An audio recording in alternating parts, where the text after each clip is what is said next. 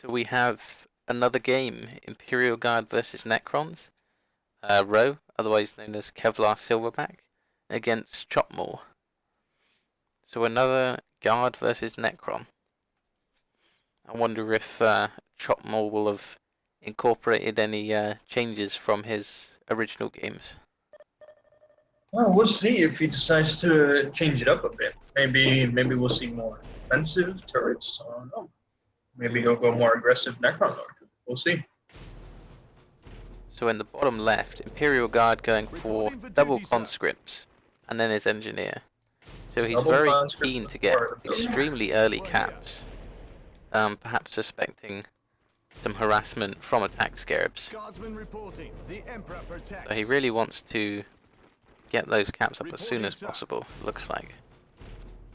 The Necron player. No attack scarabs out so far. So I think Imperial Guard is going to be safe early game. Starting off an amplification generator and going for an obelisk.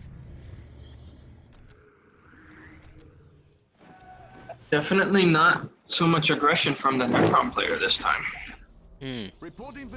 Seems to be a theme for Chopmaul is he plays a very passive Necron. Yes, he does. He's maxing out on amplification generators.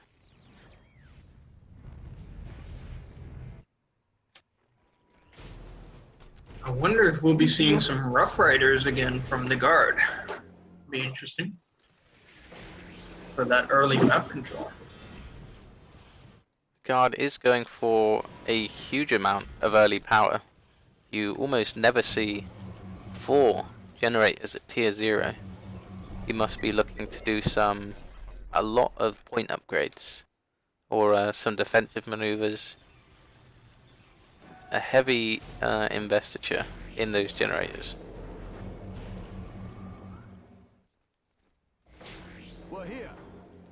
And this is a map that I'm not sure I've actually played on myself. Yes, my lord. Reporting, sir. Objective secured. What now? And his first attack scarab's coming out from Chopmaul. By the Emperor, we've won. But at this point, Yes. those outer expansions are almost all fully capped anyway. We did So a little bit late here Cavalry from Chopmaul. service. The Emperor protects. In my sights. Yes, my lord. Yes, let's see how much work these attack scarabs can actually do here. Maybe if they pick up a builder, could be with it. Yes, my lord. Oh, they go for their conscripts here though. Conscripts are adding squad members, but that's not ideal once you've already entered a melee situation. Unluckily for Rowe, he sent his Rough Riders to the other side. Yes, my lord. We're here. Yeah, those conscripts are gonna get chewed up by the attack scarabs here. Yes, my It lord. is quite inefficient fighting there from the guard. But he has kept the cap. We're here. Yes, and he is pushing up, trying to deny the critical location, and he does deny the critical location. Reporting, sir. Yes, my lord. And with multiple shooting units out now, these attack scarabs are going to go down quite easily. Yes, and the Rough Riders distracting them. This will probably be the end of these attack scarabs here. He manages to jump away with nice. just one, and is now reinforcing, Excellent. furiously reinforcing, spending a lot of power to keep those alive. I'm not sure that's the best use of his power. And ends up losing them in the end. Quite unfortunate. Interesting, he seems to be looking for a trade scenario. He has a Necron Lord travelling almost all the way across the map, while his base is undefended. Starting a turret here, but I don't think this is going to get up. Well, the thing is, the conscripts and the Rough Riders do not do much building damage, period. So a single turret will distract them long enough, if nothing else. If it manages to get up. I think while under construction there, it's even more vulnerable, and with that amount of focus fire, the earliest turret, the light Gauss, will go down that had been a heavy Gauss, like you say, that would have lasted a lot longer. Those light Gauss, not so good. That's one He's thing also that... upgraded the obelisk here and done one of those explosions onto the conscripts. They're breaking the morale temporarily.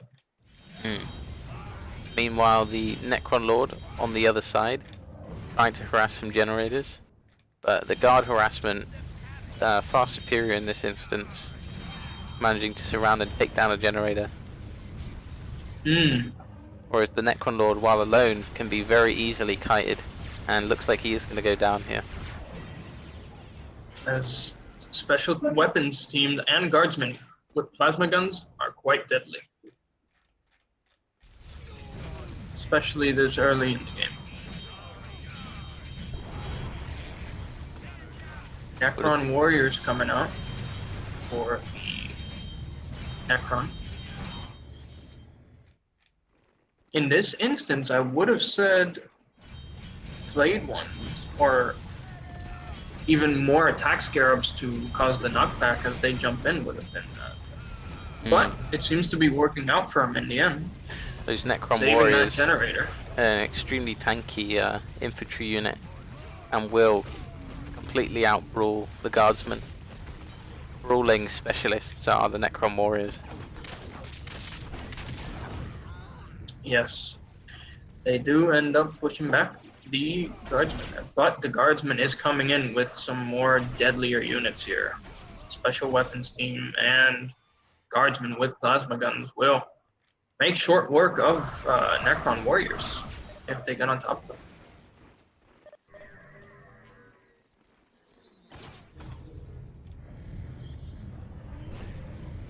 Chopmaul rebuilding his generator, and he's looking to hold at the top of this hill. I think this is the wrong decision from Chopmaul. He wants to buy as much time as possible and not spend any money upgrading that obelisk.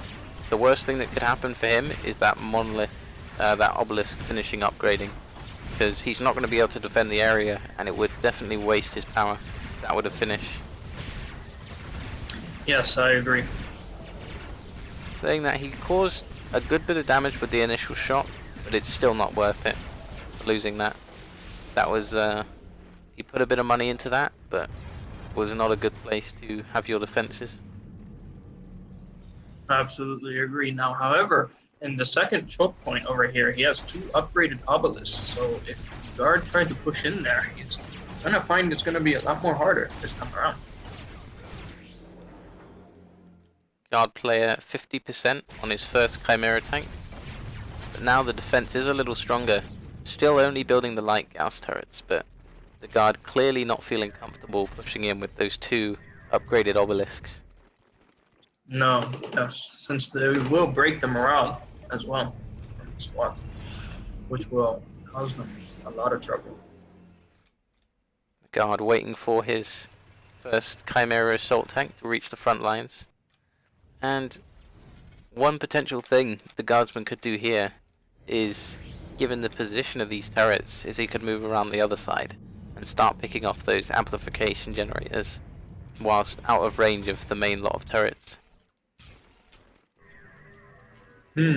Yes. He could be doing that, yeah. If he went around with the Chimera assault tank, the flamethrower to the other side, taking out those amplification generators would be far more easier. End up crippling the Necron in the process.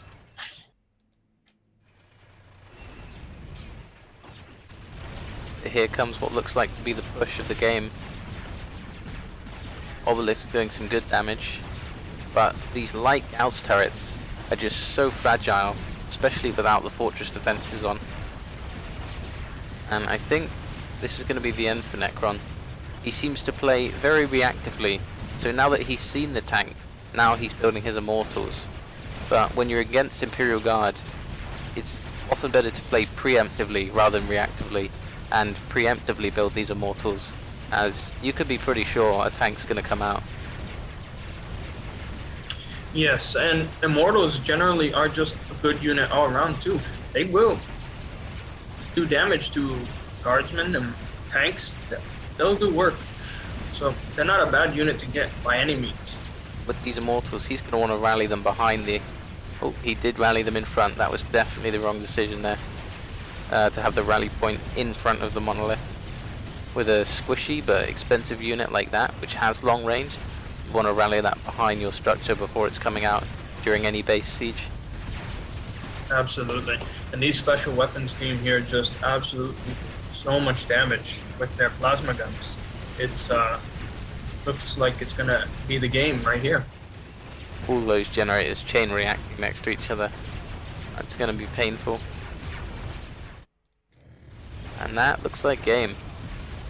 So Necrons making some decisions which he could do a little better on, and the guard capitalizing on those. Absolutely. Absolutely. In principle, he had some good ideas, but it's just some of the unit choices weren't quite right. So building those regular Gauss turrets, the cheaper ones, just aren't going to cut it. He really needs, if he's going to go for those turrets, for them to be heavy Gauss, for them to stand a chance here. Absolutely. I feel like if he would have gone for more early Wraiths, Wraiths are absolutely devastating at tier 0, and they can cause havoc upon any player if used right. Going into bases or just picking off builders, power generators. Wraiths are quite valuable. Definitely. Especially with the added stealth that they get from the upgrade once they reach the enemy. They're going to find it very difficult to keep chasing them around. Yes, absolutely. I agree there.